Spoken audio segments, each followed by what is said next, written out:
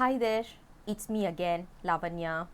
Today I have come up with the third song. We are going to discuss the third song in Unmai vilakkam.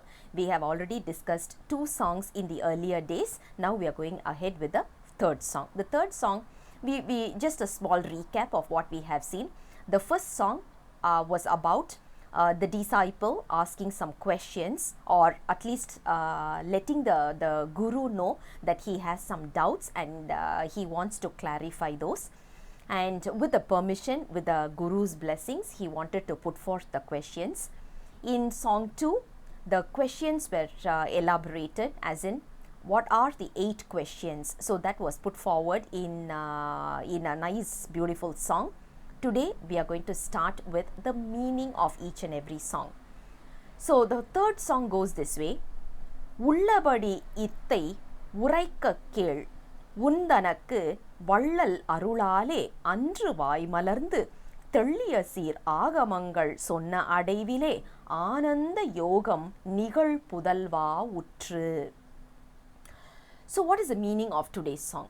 Very simple way to look at it is, when the questions were put forward to the Guru's lotus feet, the Guru is going to answer. One thing we need to understand here is, the disciple, when he had the questions, he did not go to the Guru and say, Guru, I have a question. Can you please clarify my doubts? He did not use those words like I, my, mine, whatever it is. Those are words of ignorance. He did not use any such words. He just said, there are some doubts, I'm putting that in your lotus feet, can you please clarify?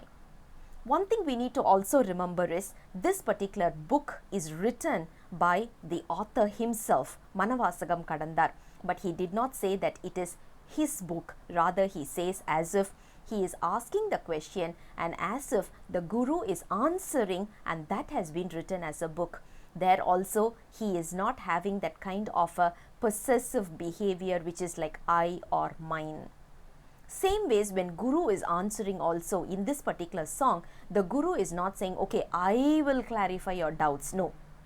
Instead, he says, whatever questions you have asked, the questions will be answered based on Lord Shiva's blessings, which is called as agamas.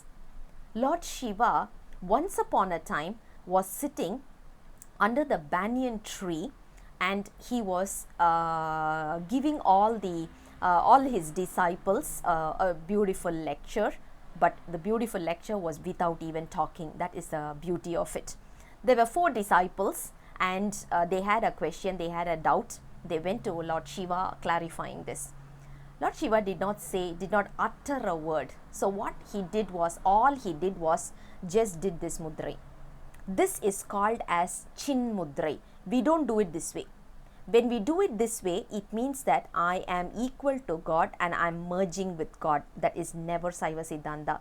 We are talking about I am reaching the feet, lotus feet of Lord Shiva, because this is taken as Lord Shiva, which is Padi. This is taken as we, the soul. This is taken as ignorance. The 3rd finger is the ignorance. The 4th finger is our kamma, and the 5th one, the short one, is the maya. So if you look at it, Lord Shiva is there. What we need all along, we have been, God is separate, and we are with the 3 so-called nonsense. We are with them. Now what we need to do is separate, and we need to reach the feet. When we reach this, that is the Almighty, the concept of salvation. Now, what Lord Shiva did was, he did not utter a word when the 4 disciples were asking a question. He just did that and just gave a smile, and that was enough for the participants to understand, for the 4 students to understand what was the inner meaning of it. So, this particular song references to that scenario, that episode, and then he says, vallal arulaal, which means with God's blessings, I will tell you whatever Lord Shiva had given in the agamas. So the Guru here is not saying that, okay, I will clarify your doubts. No. Instead, he says, I will give you the information based on without adding any of my masala into it. I'm not going to add any of the spice that I have in my mind. I'm going to just translate everything, whatever was given in the agamas, I'm going to give it to you. One important pointer that we need to remember here, when we are speaking, where is this words coming from? If you look at it, it is all from Shuddha Maya, which is called as the purest form of Maya, which is directly under Lord Shiva's control. So when we want to speak a word, when we want to utter a word, what happens is, it starts from the Muladhara, which is very, very pure form of word. It just goes up and up and up all the way to our the stomach portion there. Until there, it's still pure. It comes to the chest, still pure.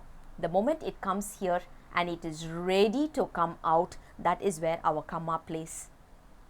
When our words are coming, when it is forming, the formation of words is very pure. But when it comes out, it is because of our kamma that it gets so much weird words, and whatever we are uttering today is all because of karma's influence. Is it the same when we are listening to something? 100% yes. When we are listening to something, it is only based on karma that we are able to comprehend certain words and we just ignore certain words. The same Unmai vilakkam, if you have listened to it 4 years back, you wouldn't have understood this much of a detailed meaning. Today you are able to understand, you are able to comprehend, simply translates as our karma has reduced a little bit and we are getting that kind of a little bit of a maturity to understand the concepts. So speaking as well as hearing, lecturing as well as hearing, both is influenced by karma. That's what the teacher here says, the guru says over here. I am not going to use my karma to talk about here, rather it is going to be pure form of text.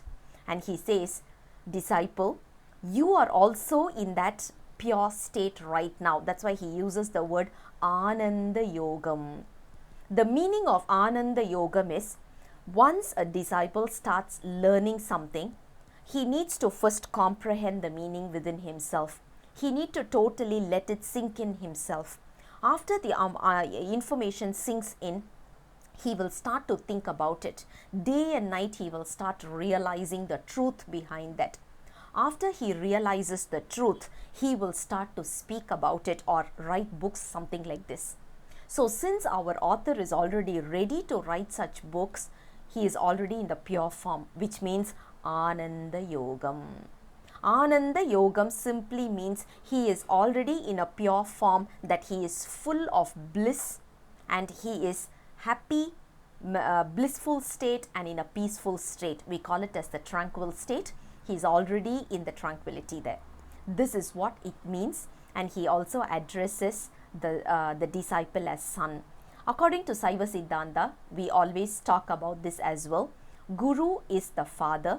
He is not the father for the body, but for the mind. For our next journey, a guru is our father. So hence the father here, the guru here, is addressing the disciple as son, because the son is already in the path of realization.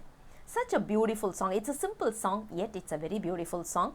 Once again, I'll come back again with the next which is the fourth song tomorrow. Until then, bye-bye.